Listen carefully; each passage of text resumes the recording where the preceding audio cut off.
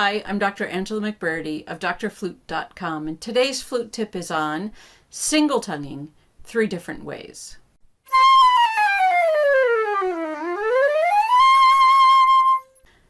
We all have our way of single tonguing. Some of you have been taught one way and some have been taught another way. And there's no real right or wrong except for, I think, when your tongue is too far back, and I've done flute tips on that. So if you really want to know what I think about just the initial ta on the roof of the mouth, you can check out my flute tips on single tonguing. But when you are single tonguing a piece in a solo, there are different ways that you can effectively use single tonguing. I'm not talking about fast articulated double tonguing passages. I'm just talking about different ways, different methods to single tongue to use a different color. So if we always tongue in the same spot, so if I'm always going to tongue in the roof of my mouth as far forward as I can get, which is where I usually tongue, right there in that little bump on the roof of the mouth, right between the 2 front teeth, but not on the teeth. If I always tongue there, I'm always going to have that same type of sound. I can do it lighter or I can do it harder depending on the particular piece, but it's still going to be that crisp ta sound, which I really like. But sometimes a passage will call for something maybe a little different. That type of tonguing is not always going to work. So I like to think of 3 different ways to single tongue, but they're not really all single tonguing, because of one way I'm not going to use my tongue at all. So let me tell you the 3 different ways, and then I'm going to demonstrate them in a piece of music. So one is the more strident, more crisp single tonguing on the roof of the mouth. The second way is to tongue maybe in between the lips or a little bit more on the upper lip, pa, pa, pa, so that your tongue is always going between the teeth and hitting the lip, or using a pa sound. And they all have a different use and a different effect. Right now, let me show you in Ballade by Perilou. It's in our fabulous Flute Music by French Composers book.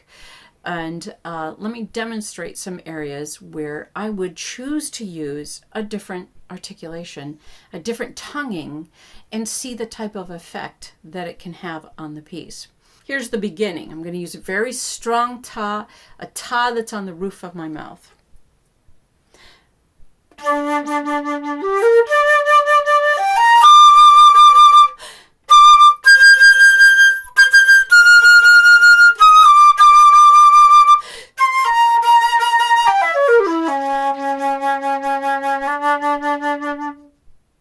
So that you can hear that it's strong, it's big, it's vibrant. I'm playing with a robust type of sound, and I want my articulation to match that.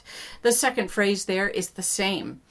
It uses that strong articulation. So for that type of articulation, I like to use the ta on the roof of my mouth. It's very crisp, ta, ta, ta, and it gives me the attack I'm looking for.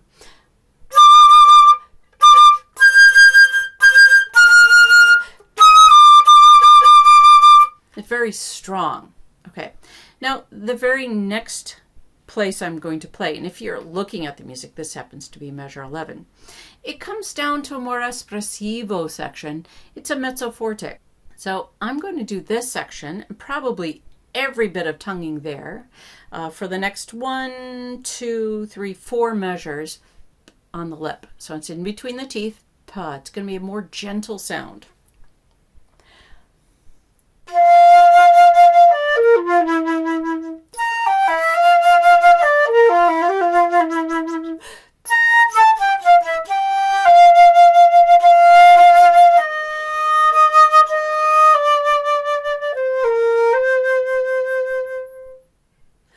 Could you tell I'm really making them gentle? Now, it doesn't mean that between your lips has to always be a gentle sound, but it can be very gentle. It gives me just that beautiful sound that I'm looking for there. Nice, there's nothing abrasive, there's nothing that's going to pop out at you.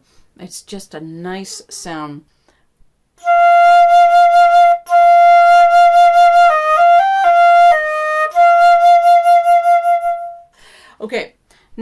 at measure 15, it's a double piano. And it's on a D flat, a high D flat, our third octave D flat. So here, I'm going to use a pa because it's going to give me that very nice pianissimo attack. Still gives an opening to that sound, but it's a little different and it's going to be just beautiful.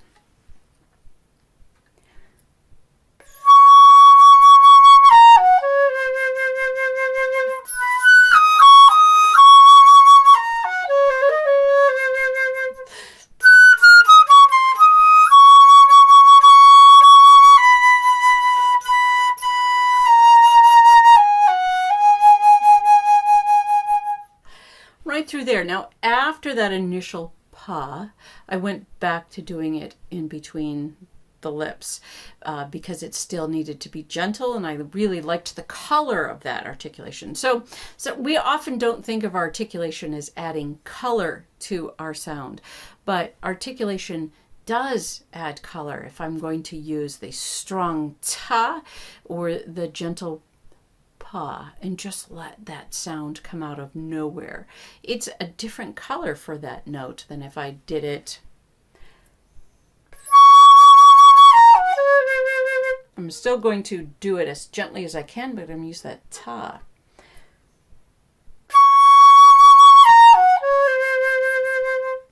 Now I'm going to use the gentle pa.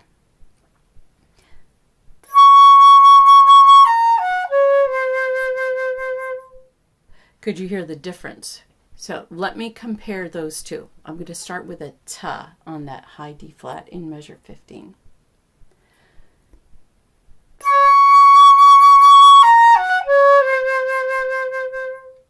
Now let me play with a pa.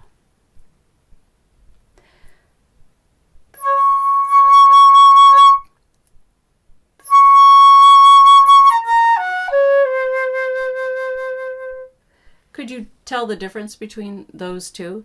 There is a bit of a difference between that. I can hear it more here than maybe it picks up with you. Now, as I get going through that passage, I go back to between the teeth.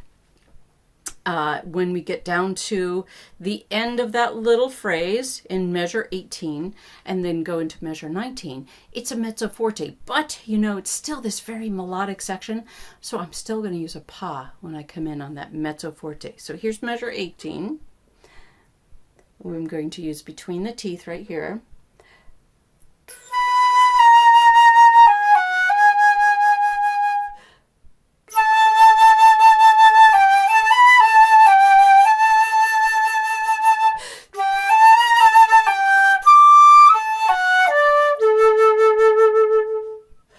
So even though it was still a mezzo forte, I still used the pa, and I think the effect was still there. I liked the way it sounded. I liked the color it gave me.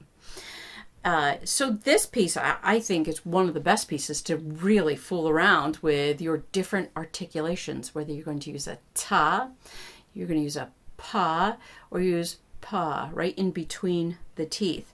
When you come down to 29, it's very low, and you can try them all. Or that was the ta. Now I'm going to use the between the teeth.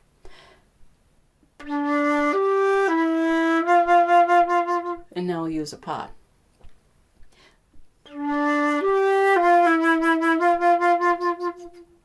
I'm not sure the pa works down here because it's going to be Allegro, it's going faster, and to me, it's not giving me the opening for this new section. It's an Allegro.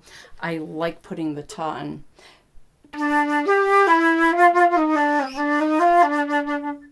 Like that. Now, if you start with a pa, and you haven't ever used a pa before, let me just give you a little tip about how to practice it. Mark Sparks says to start on a B, just a B4, which is your first octave B, and have a good posture, keep your flute in line, and just start with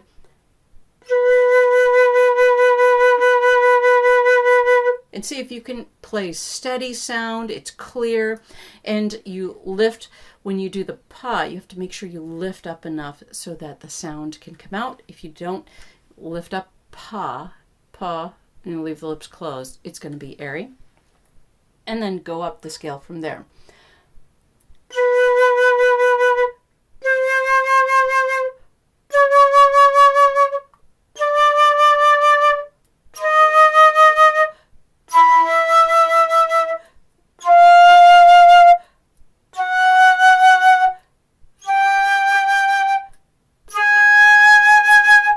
I think the harder part is starting a pa in a high note, because you have to have enough air pressure behind that. I'll start it in high C.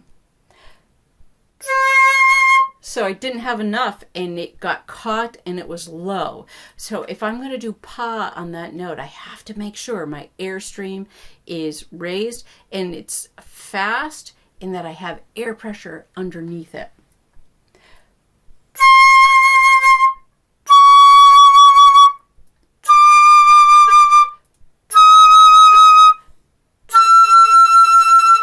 And so on and so forth. You can practice that.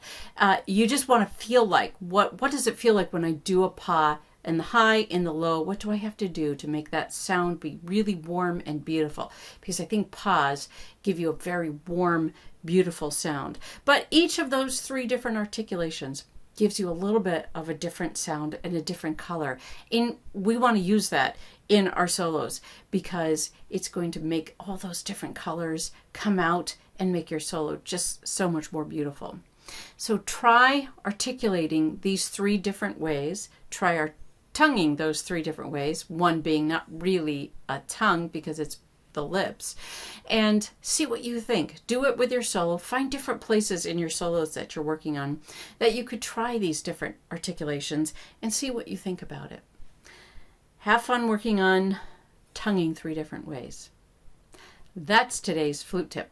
If you liked today's video, press the like button, subscribe, comment below, and share it with your friends.